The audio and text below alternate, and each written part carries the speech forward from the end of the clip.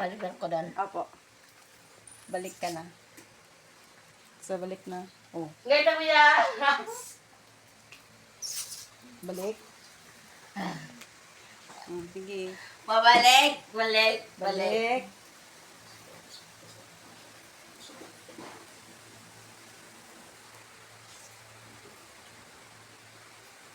Sige, malapit ka na dito sa higaan mo. Lapit na talaga. Oo. Yan.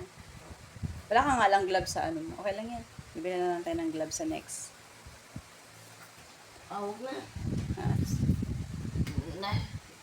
Malapit na si Ate Erit sa kanyang higaan. Ay, naman. Hmm? Ano? Lipat na buko ko ako malipat. Wala, hindi mo na kaya katawan mo, anak. Sige. Go lang. Exercise Kaya lang. pa yan? Kaya pa yan. Kaya yan. Pasal ka lang humiga pagdating mo kasi hindi pwedeng higa.